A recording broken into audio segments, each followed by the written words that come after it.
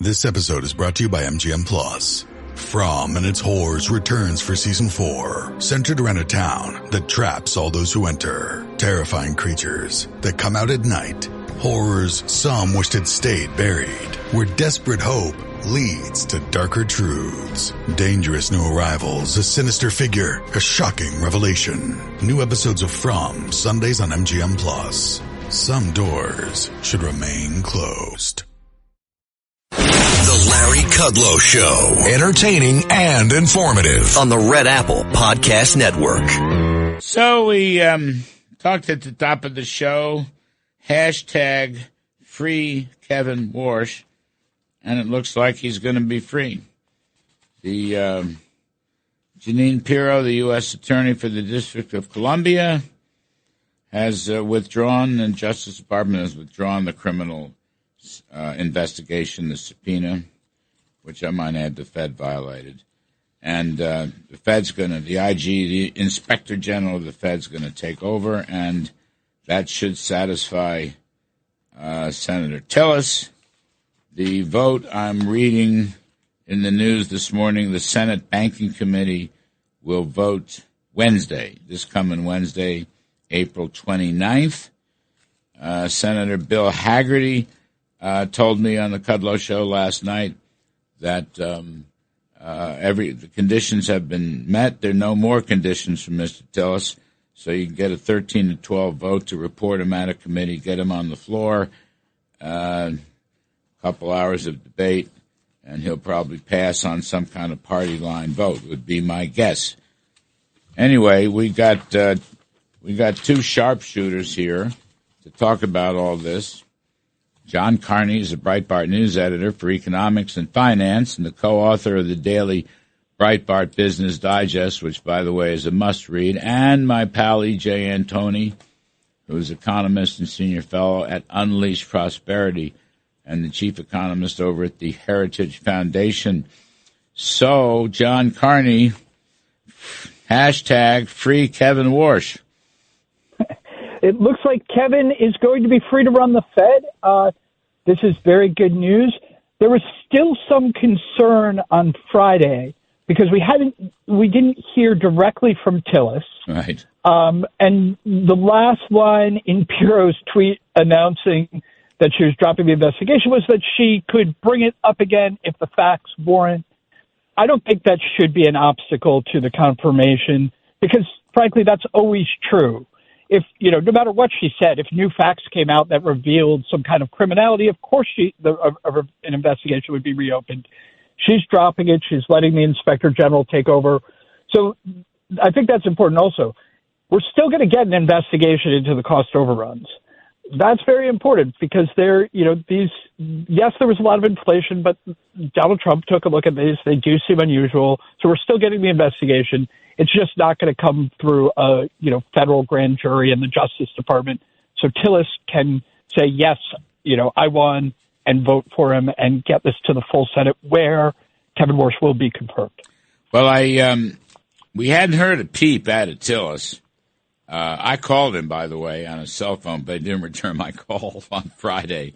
Senator Bill Hagerty, who's a smart guy on the banking committee, said that Mr. Tillis had no more conditions. So presumably, and he said the vote could happen fast, and then we learned it would be on Wednesday. So presumably it's going to go through. What we don't know, EJ Antoni, I don't want you to go to sleep during this colloquy between me and Carney, but what we don't know, we don't know if there was a deal of any kind that might have committed Jay Powell to leaving the Fed altogether. He's still a member of the Board of Governors, even after he steps down as chairman. And, he sees himself as a martyr for Fed independence, which is a point of view that Kevin Warsh destroyed in the hearing on Tuesday. But we don't know that. That's the only thing left. Now, you guys know, I worked for the Fed a million years ago. It's the first job I ever had. It was at the New York Fed, in open market, I might add. But the chairman has all the power. Every staff person, every darn thing goes through the chairman. The other governors have no power whatsoever. They don't even have the power to hire an assistant unless the chairman says yes. So I figured Warsh, who's been a board member years ago and is a good bureaucrat, he'll do it. He'll make it very uncomfortable for Powell to stick around. Not that anyone would pay any attention to him anyway, but what the heck? Take his parking spot away. That'll force him out. Anyway, you want to get him off you don't want to see Powell around, right? EJ, I mean, let's have a clean start. There should be some honor among thieves. I mean, give Kevin Warsh his due. Powell's been there for, 8 years. I don't know if you know anything about any of that stuff, but what are you thinking? Well, I hear the plan is actually to give Powell a parking spot at the far end of the Fed building just to make sure he's got a long walk to work to try to incentivize him to leave. I think that's right. Larry, I think you're absolutely right. It's not a good look to have him stay on. Now, granted, it's not like he's going to have any power beyond what a normal board member would have. But it's not a good look. And I don't even think that Powell is interested in that because of what you just said. It was all a martyr routine, right? It was seeing himself as a martyr, which I guess is some kind of redemption arc maybe after he created 40-year high inflation and then froze over the housing market and then gave us a regional bank crisis in the spring of 2023, along with he played a key role in the national debt, the interest on the debt, doubling in only about 4 years or so. So he has a very long list of failures. And actually, it goes all the way back to President Trump's first term when he over-tightened so much that it created a crisis in the repo market, the Federal Reserve's repurchase agreement market. We forget about that because it happened right before COVID in the autumn of 2019. But the Fed ended up having to conduct a $500 billion bailout of leveraged hedge funds, which was still ongoing in March of 2020. But again, COVID hit, and then we all forgot about what was happening in money markets because they let the cash cannon go at the Fed. You're right about that. This is not a small point. It's one of the reasons Trump disliked him so much. The economy in 2018, gentlemen, the economy on a 4-quarter basis was growing at 4% plus by the second quarter of 2018. Now, I haven't looked at these numbers. Maybe they get revised. But we had it going, right? The tax cuts had been approved at the end of 17, and by the spring of 18, the economy was growing over 4%, and they started to tighten, as you noted. They tightened, okay? And they tightened a lot. And, and sure enough, that slowed everything down as we headed in toward the midterms. It was, the old Phillips curve, too much growth is inflationary. He just fell into that, the board staff. John Carney, he basically sabotaged that whole thing. Now, the economy picked up again when they eased back in 19. Pre-COVID, it was actually growing at 3. But, I mean, this is one of the reasons that he's a dummy, and it's one of the reasons Trump dislikes him so much. I remember talking to Trump about this when I was on the staff. I mean, we had it going like never before, 4% plus, and this jerk is tightening, and the inflation rate was nothing. That's right, and Trump was absolutely right. You guys were right. You were in the White House at that time. The Fed had a anti-growth, right. and they still do. They had an anti-growth point of view, which was, you guys had the economy firing at 4%, and they said we have to stop that, even though there was no inflation. Trump pointed this out. Trump got attacked for it all over the place as well, just for pointing out how biased this is.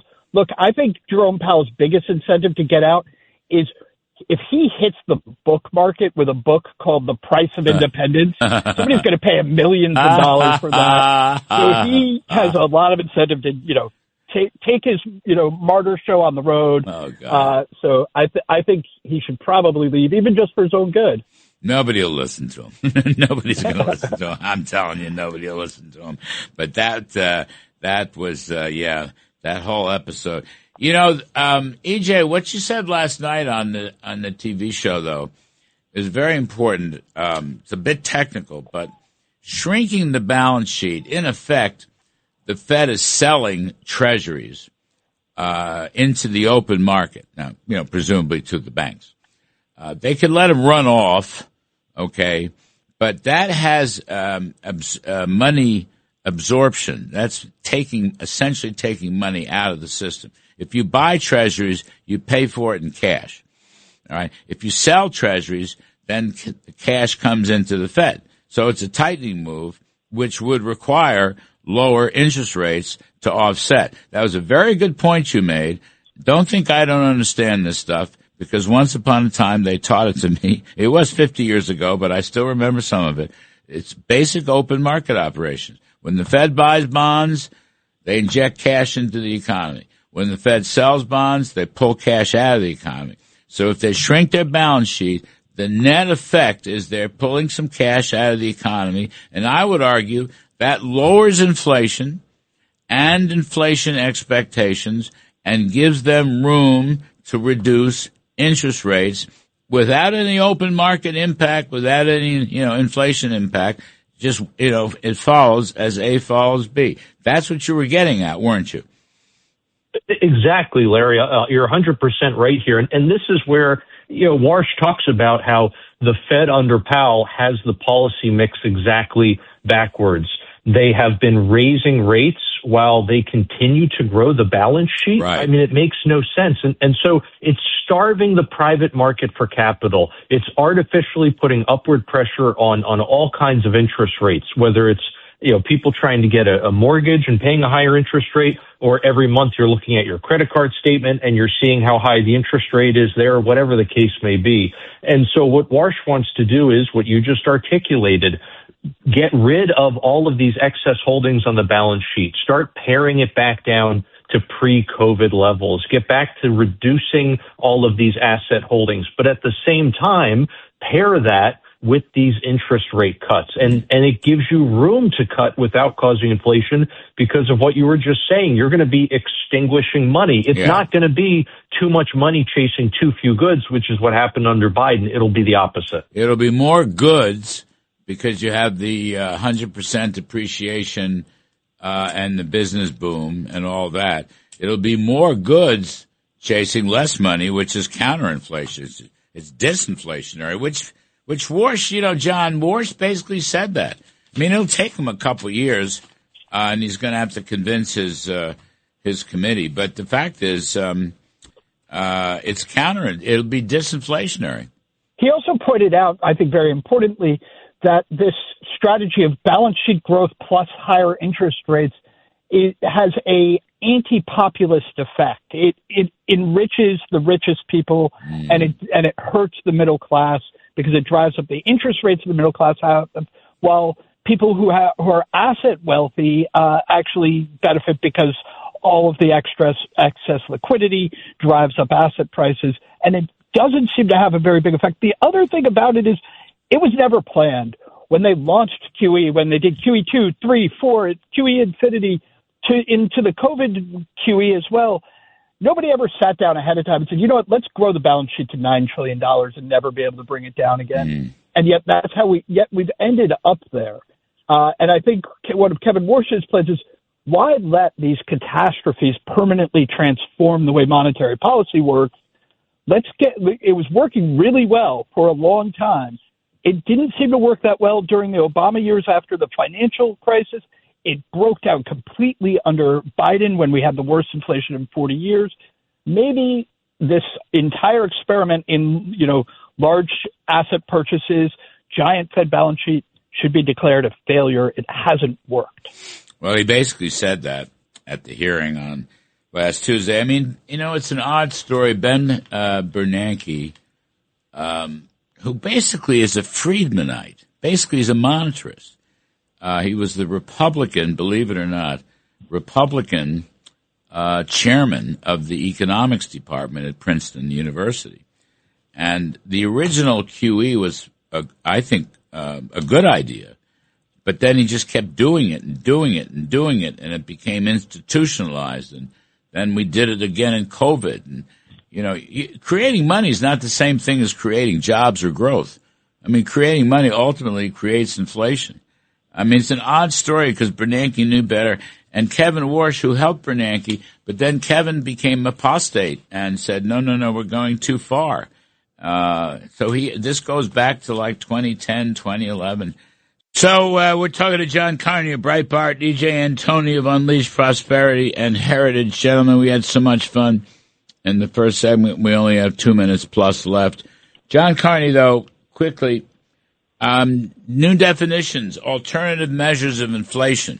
Very interesting. You've been pushing that median CPI, the trend mean, chop off the high and the lows from the Dallas Fed. Is it going to improve the estimates, you think? I think it will. I think these are much better guides to where inflation is going, not just where it's been, because the measures they use right now can be really distorted by big movements in just a few items. By looking at the median and the trimmed mean, you really do get a better predictor. And studies have shown that those are better indicators of what, and the Fed should be watching those. Kevin Warsh wants to watch them. And I just love that he's thinking bigger than just what the Fed has been doing for the last 20 years, basically. Reform, change. Let's change it. Yep. No, it's very Trumpian, transformative. And EJ, it looks to me like no more dot plots. The summary of economic projections, which John mentions in his daily report, and the business about forward guidance. That's all crap anyway, EJ. They don't know. And they get up there. And why does he have to have a press conference every meeting when he has nothing to say? He just warbles on. People look at him. He's a pessimist by nature. He's this gray visage, and they think the whole country is going to hell.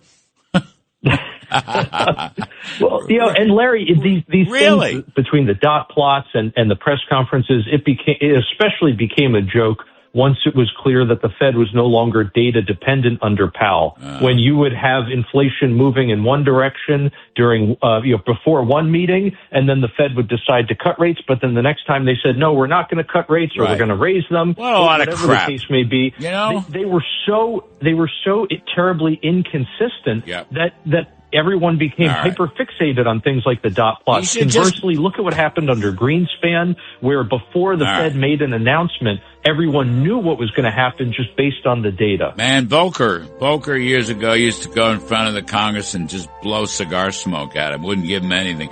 I'm just telling you should get a guy, go up there and say, we can grow the economy at 4% a year without inflation.